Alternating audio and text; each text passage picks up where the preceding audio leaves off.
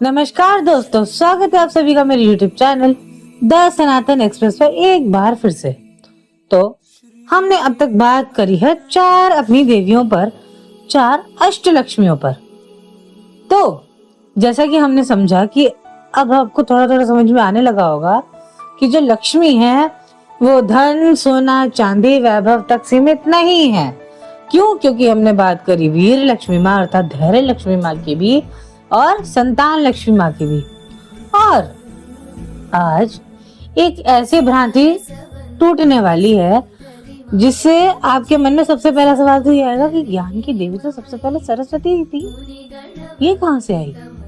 तो आज हम बात करने वाले हैं अष्टलक्ष्मी में पंचम लक्ष्मी माता विद्या लक्ष्मी के बारे में।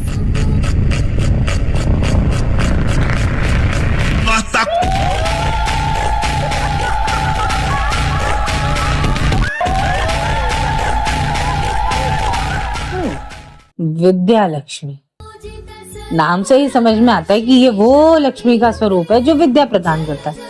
अब आपके दिमाग में आएगा कि उसके लिए तो सरस्वती जी हैं, तो इनका क्या रोल है? समझाते हैं, आराम आराम से समझाएंगे।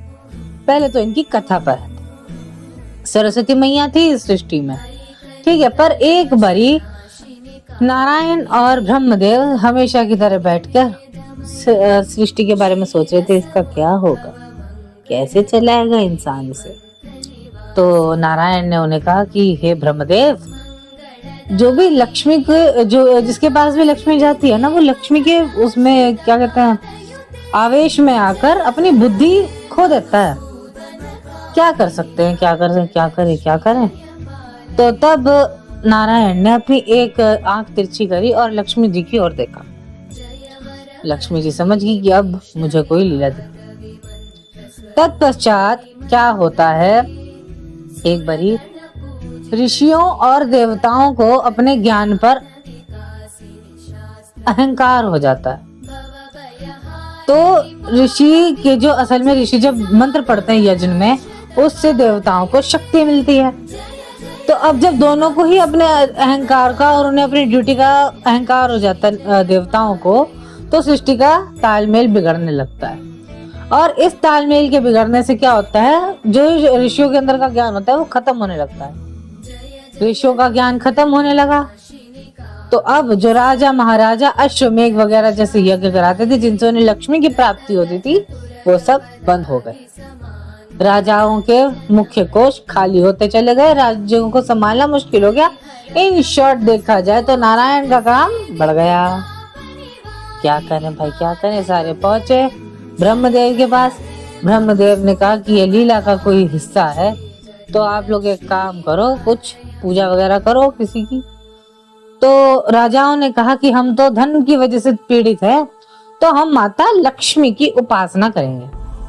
तो चलो जी, माता लक्ष्मी की उपासना शुरू करी गई। कई हजारों वर्ष बीत गए, कई राजा आए, कई राजा चले गए, मृत्यु को प्राप्त हो गए, तब भी मां प्रकट नहीं हुई। अंत में कई 100 वर्षों के पश्चात माता ने एक रूप में दर्शन दिया, श्वेत वर्ण, हाथ में वेद, दूसरे हाथ में अक्षमाला अर्थात जप की माला।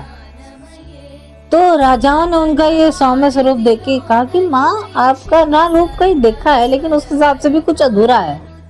माँ ने कहा कि आप मेरे को सरस्वती से मिला रहे हैं, मैं लेकिन विद्या लक्ष्मी हूँ। तो उन्होंने कहा कि माँ, आपकी कृपा से हमें किस प्रकार से धन प्राप्त होगा, हम तो धन के उद्देश्य से आपका पूजन अर्चन कर रहे थे। कि यही तो मैं समझाने आई हूँ, धन अगर आपके पास है लेकिन उसको इस्तेमाल करने की बुद्धि नहीं है, तो आप उस धन का भी पूरी तरह उपयोग या व्यय नहीं कर सकते।